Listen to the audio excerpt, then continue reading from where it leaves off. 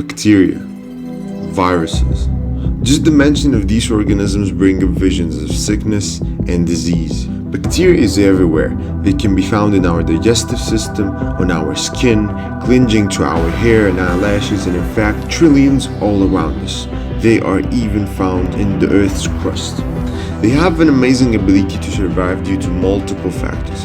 First, with a little bit of moisture, they can live off almost anything and anywhere from the deep parts of the Earth's crust, rocks, boiling mud pots to the deep waters of the Pacific Ocean, where pressure can reach as much as 1,000 times the pressure on the surface of the Earth. They feed on rocks, minerals, acids, and breathe elements such as iron, cobalt, and chromium.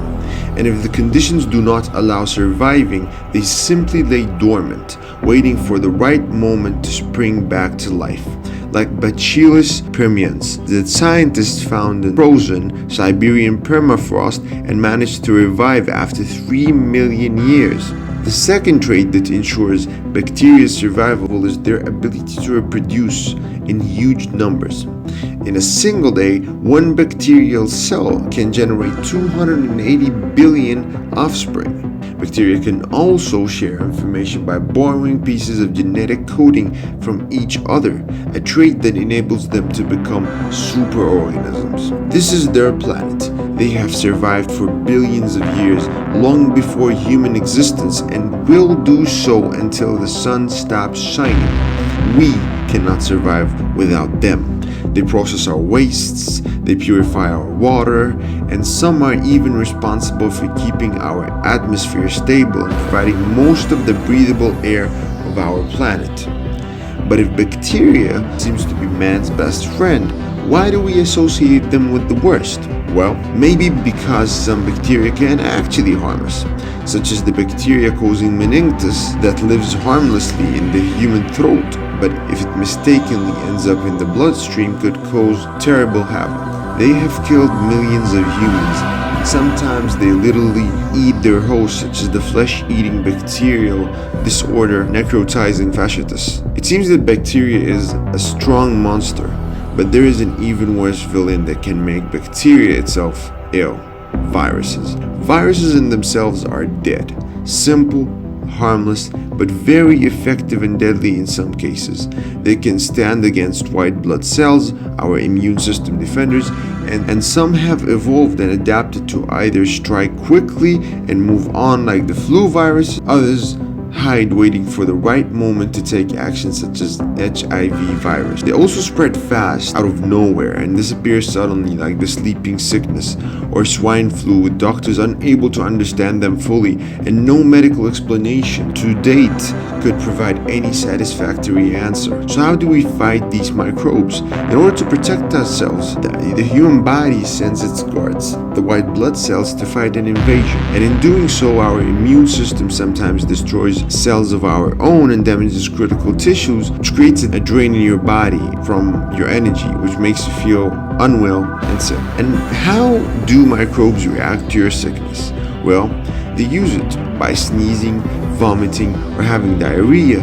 Our bodies provide the perfect method of transportation for microbes to move from one host to the next. And when mosquitoes are in the area, they help the microbe to be delivered straight into the bloodstream of a new, unsuspecting host, causing the devastating spread of disease such as malaria, yellow fever, the Zika virus, and many others. And as time passes, we come to realize that more and more diseases could be related to these tiny organisms. Our main defense against harmful bacteria has long since been antibiotics, but unfortunately, most antibiotics today are no longer effective enough because bacteria and viruses have learned to resist them. We have been lucky so far in identifying and finding cures for most outbreaks, but our luck might run out. Because we do not react fast enough to keep up with them, the time might come when we do not have efficient cure, especially if we do not recognize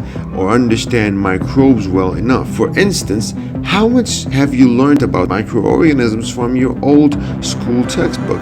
Almost nothing. In fact, they have been miscategorized for a very long time. Originally, The division of living things consisted of only two categories, plants and animals. Although they did not fit there, bacteria was miscategorized as plants in the same way fungi and slime molds were considered plants. However, they share nothing in their structure with plants. In 1969, there was a proposal to divide life into 5 kingdoms, putting fungi and bacteria each in their own domain. Still, this was not considered a good classification, as one of them, called Protesta, consisted of over 200,000 different species of organisms that just didn't fit anywhere else. In the mid-70s, an American microbiologist, Carl Woese, performed studies on genetic sequencing in bacteria and discovered that on a genetic level, microbes were more different from each other than humans are from spiders. Woese subsequently suggested an updated tree of life with 3 primary domains: bacteria, archaea,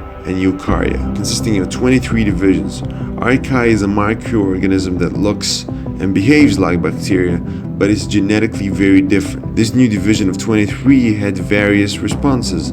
Most scientists felt it was too much to include and unnecessary, like the Harvard zoologist Ernest Mayr. He argued that since the archaean and bacteria realms only consisted of a few thousand simple specimens and were therefore insignificant compared to the highly evolved creatures, they do not need extensive division, and therefore living things should only be divided into either simple cells or complex cells, essentially only 2 kingdoms, prokaryota and eukaryota. Even though scientists are unable to reach a consensus on the significance of microbes, one thing is clear: the world as we know it is much more complex than we can ever begin to imagine. With microbes making up 80% of all things, we come to the realization that the world doesn't belong to the human race, but to the very small microorganisms.